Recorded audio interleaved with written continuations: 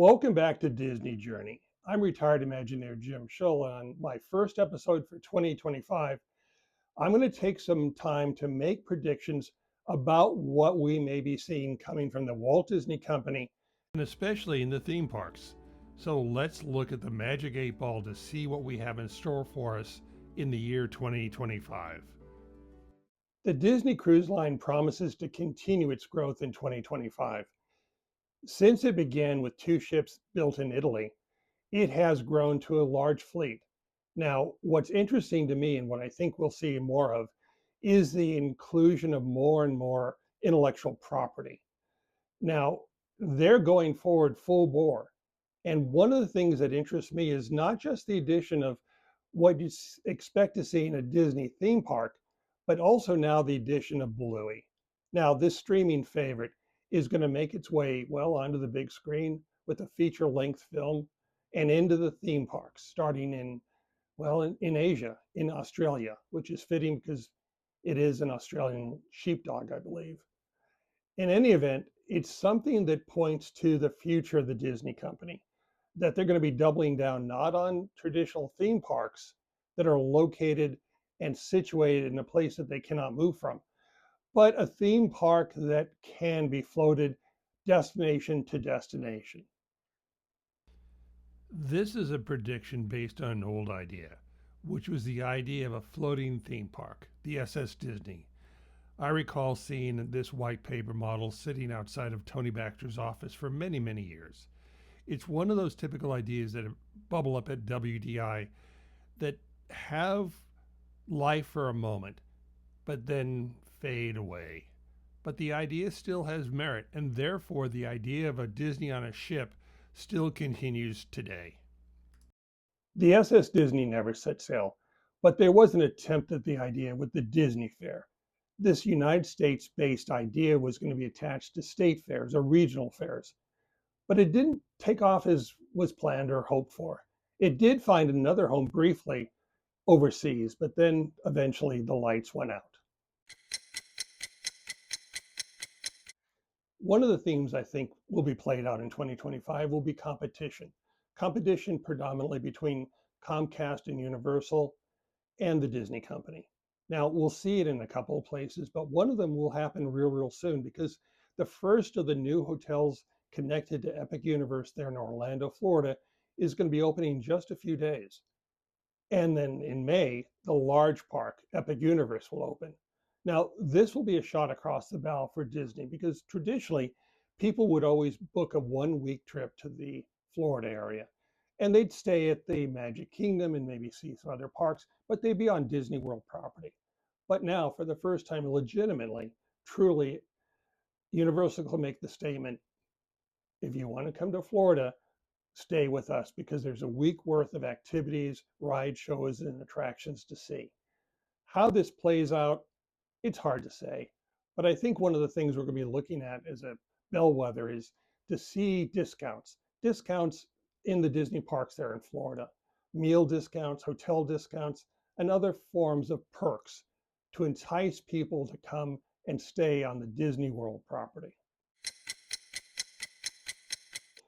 The reimagining and rebranding of the Disney Studios Paris is going to make itself evident beginning this spring with the opening of the transformation of the old Soundstage 1. What opened in Paris was a pared down version of what was originally thought of for the Disney MGM Studios Europe. The idea of putting Main Street under a roof had already been done before in Tokyo Disneyland with their World Bazaar.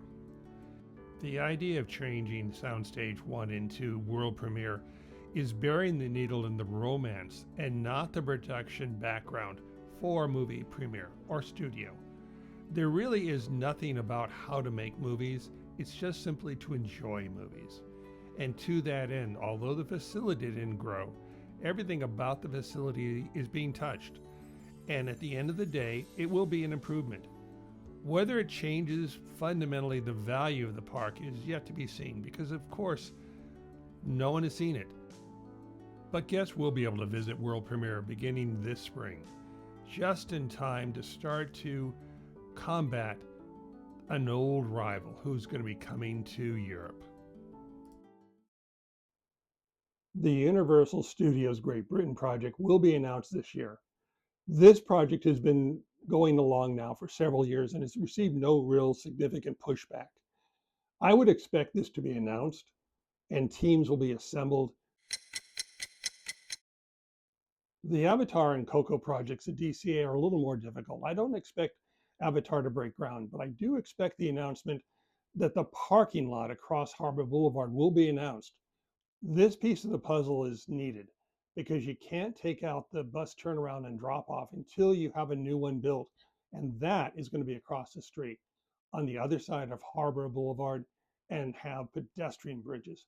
Once that's complete, then they can take the land and then they can start formal construction on Avatar.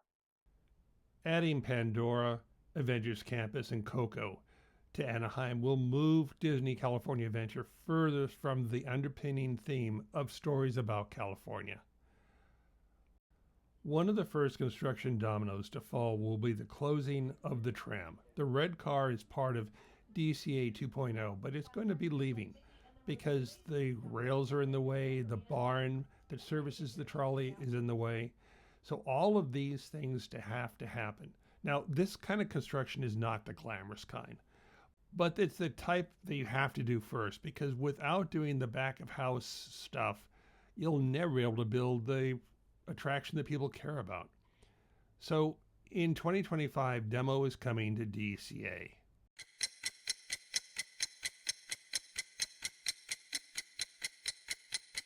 Demolition will be a common theme at Walt Disney World in 2025, with the start of work to drain and cover over the rivers of America there in Frontierland. In addition to that, the work will begin in Dinoland to start to build Tropical America. And the Muppets will close, allowing expansion into the parking lot there at Disney Hollywood Studios for Monkstropolis. When we look back in 2025, the most important story will be the successor to Bob Iger. This individual is going to chart the course for the company through many years to come. And likely any project that has already not been greenlit with a capital authorization request signed, sealed, and delivered may not ever happen. My experience has been at Disney that you can say yes, yes, yes, until suddenly the yeses all become a no. And there are 100 reasons for that. We don't know what the future holds here, but all we do know is change is imminent. And finally, I end my predictions with the story of the Green Wall, the enclosure that's just off the hub there in front of Tomorrowland. It's been there now for several years, and I don't think there's going to be any resolution, but there may be, at least, hopefully, a fresh coat of paint. Maybe they can start a GoFundMe page to do it for Walt.